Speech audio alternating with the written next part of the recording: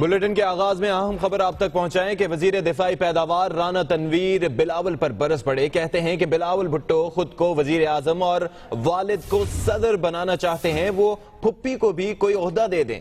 رانا تنویر برس پڑے, کہتے ہیں کہ پھپھی کو بھی کوئی عہدہ دے دیں, خود کو وزیر اعظم اور والد صاحب کو صدر بنانا چاہتے ہیں. دفاعی وزیر پیداوار رانا تنویر کا بلاول پر وار, بلاول خود کو وزیر اعظم اور والد کو صدر بنانا چاہتے ہیں. جی بالکل, بلاول بھٹو کی جانب سے 4 مطالبات پیش کیے گئے ہیں اور 4 مطالبات کے بعد اب وہ احتجاج کی بات بھی کرتے ہیں, سڑکوں پر آنے کی بات بھی کرتے ہیں. کہتے ہیں کوئی یو ٹرن نہیں ہوگا. اسی پر نون لیگ کی جانب سے کرٹیسائز کیا جا رہا ہے اور رانا تنویر نے مزید کیا کہا آپ بھی دیکھیے.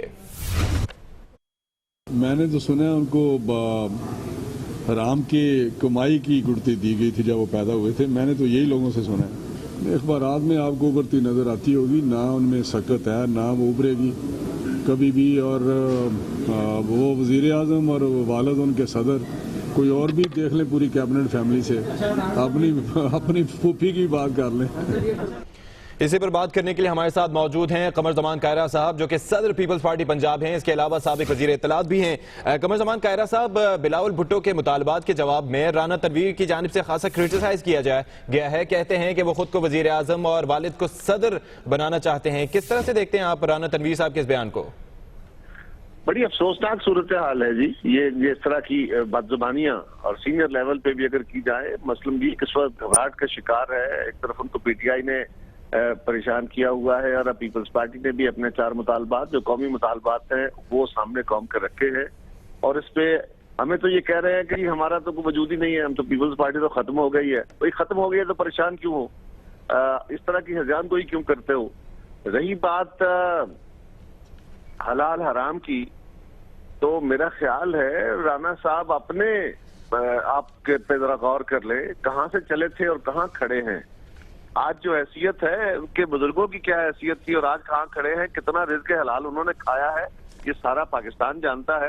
اور ان کے اپنے لیڈر اس وقت قوم کے سامنے جھوٹ پہ جھوٹ بولے جا رہے ہیں. کبھی سپریم کورٹ میں جھوٹ بولتے ہیں, کبھی پارلیمان میں جھوٹ بولتے ہیں, اور وہ رزق حلال ہے جس کے بارے میں جھوٹ بولے جا رہے ہیں. تو قمر زمان کائرہ صاحب, آپ کیا سمجھتے ہیں کہ پیپلز پارٹی نون لیگ کے گڑھ میں پاور شو کر رہی تھی, قدم جما رہی ہے, اسی وجہ سے نون لیگ ڈگمگا رہی ہے؟ رانا صاحب اور ان کی قیادت کو سمجھنا ہوگا. اس طرح کی گفتگو کریں گے تو ہمیں بہت ساری چیزیں پتہ ہیں, پھر کسی کی زبان نہیں رکے گی. یہ طریقہ کار مناسب نہیں ہے. ہم بالکل ٹالریٹ نہیں کریں گے اس طرح کی ذاتی جو اور نیچ قسم کی جو گفتگو ہے. اگر یہ کی جائے گی تو کس کی داستانیں نہیں ہیں. ایک وزیر کی داستانیں موجود ہیں, کس کا ماضی کیا ہے, کس کے بزرگ کیا تھے, تو چھپا ہوا ہے کسی سے. اس لیے اپنی زبانوں کو کنٹرول رکھے. اور پیپلز پارٹی ایک سیاسی جماعت ہے, ہمارا سیاسی میدان میں مقابلہ کریں. اگر یہ سمجھتے ہیں کہ پیپلز پارٹی ختم ہو گئی ہے تو اتنا باولا پن کیوں ہے؟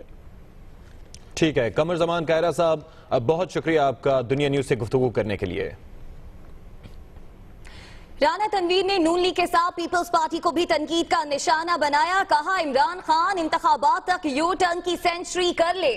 جی بالکل, پاکستان تحریک انصاف کو بھی تنقید کا نشانہ بنایا گیا رانا تنویر کی جانب سے, اور کہتے ہیں کہ عمران خان انتخابات تک یو ٹرن کی سینچری کر لیں گے. اور جس طرح سے ہم نے یہ دیکھا کہ تحریک انصاف کی جانب سے ہر محاذ پر چیلنج کیا جا رہا ہے مسلم لیگ نون کو.